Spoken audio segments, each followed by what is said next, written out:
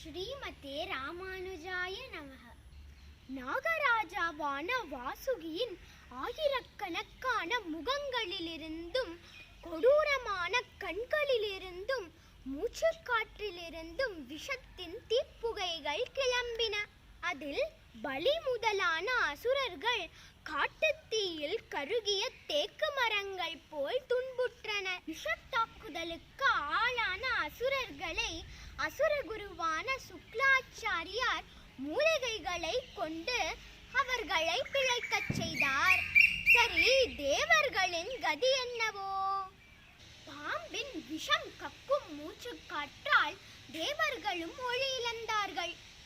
அவர்களது ஆடைகள், மாலைகள், முகங்கள் எல்லாம் புகைப்படிந்தன ஆயின. அவர்களது பரிதாப நிலையை கண்ட எம்பெருமான் மேகங்களை மழை பொழிய கட்டளையிட்டார். மழை பொழிந்து கடல் அலைகளின் குளிர்ச்சியால் காற்று நறுமணம் மிக்கதாக வீசியது. இனி என்ன? மீண்டும் தேவர்களும் அசுரர்களும் அமுதம் பெற வேண்டி முழு முயற்சியுடன் கடலை கடையத் தொடங்கினார்கள். பெரும் பலம் படைத்த அசுரர்களும் தேவர்களும் உறுதியாக தாங்கி பற்றியிருந்த போதிலும் அடித்தளத்தில் பிடிப்பின்மையால் பாரம் மிக்க அந்த மலை வழுக்கி கடலில் மூழ்கத் தொடங்கியது. இதனால் உற்சாகமிழந்தனர் தேவர்களும் அசுரர்களும்.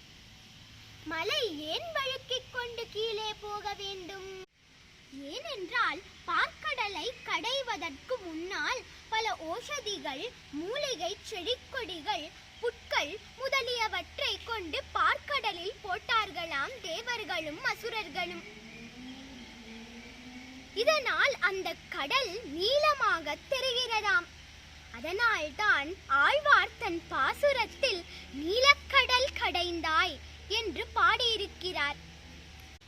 இது மட்டுமல்லாமல் விக்ன விநாயகர் சிறு பிள்ளை உருவம் கொண்டு அந்த மலையை இழுத்து பிடித்து கொண்டார். எனக்கு பூஜை செய்யாமல், எனக்கு பிடித்த கொழக்கட்டையை கொடுக்காமல் நீங்கள் மலையை கடைய ஆரம்பித்து விட்டீர்களே என்று கோபித்துக் கொண்டு மலையை இழுத்து பிடித்து கொண்டார். இப்படி மேலும் மேலும் வழுக்கிக் கொண்டு செல்லும் அந்த மலையை தாங்கி பிடிக்க ஒரு ஆதாரம் தேவை. அதற்கு எம்பெருமான் ஒரு அவதாரம் பண்ணணும்னு தீர்மானித்தார். என்ன அவதாரம் பண்ணினார்? உலகியலுக்கு எட்டாத பெரியதொரு ஆமை உருவமேற்று கூர்மம் என்கிற அவதாரத்தை நிகழ்த்தினார் எம்பெருமான்.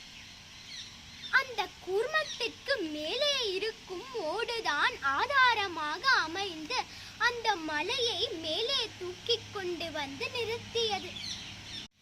சரி, ஆமை எப்படி இருந்தது? அதை ஆழ்வார் அனுபவிக்கிறார். ஹரி என்பவருக்கு இரண்ய கேசங்கள் இருக்குமாம். அதனால்தான் ஆமையான கேசவா என்று ஆமைக்கு கேசங்கள் இருந்த அழகை வர்ணிக்கிறார். இது என்ன ஆமையோ இல்லை மற்றொரு தீவோ என்று எண்ணும்படி ஆமை மிகவும் அற்புதமாகவும் மகத்தாகவும் 1,00,000 யோஜனை பெரியதாகவும் இருந்ததாம். அதற்கும் மேலே தேவர்களும் அசுரர்களும் தங்கள் இரு கைகளால் அந்த மலையை வலிந்திழுக்க அந்த மலை பகவானது முதுகில் சுற்றி சுற்றி வந்ததாம். இப்படி அந்த மந்தரமலை சுற்றுவது பெரும் பலம் படைத்த எம்பெருமானுக்கு தன் முதுகை நன்கு தடவி சொரிந்து கொடுப்பது போல் இருந்ததாம். அப்படி பண்ணா என்ன ஆகும்? நல்லா தூக்கம் வந்ததாம் எம்பெருமானுக்கு. தூக்கம் வந்து நல்லா குரட்டை விடுகிறாராம் எம்பெருமான். அந்த குரட்டையானது இங்கேயும் அங்கேயும் பரவி அது நாம் அனைவருக்கும் ஆதாரமாக அமைந்து நம்மை காக்கட்டும் என்று பிரார்த்தித்துக் கொண்டு இந்த வார கூர்மாவதார பாகத்தை இன்று நாம் முடித்துக் கொள்ளலாம். பிறகு கடலை கடைந்த அமிர்தம் கிடைத்ததா? காத்திருப்போம். ஆழ்வார் எம்பெருமானார் ஜீயர் திருவடிகளே சரணம்.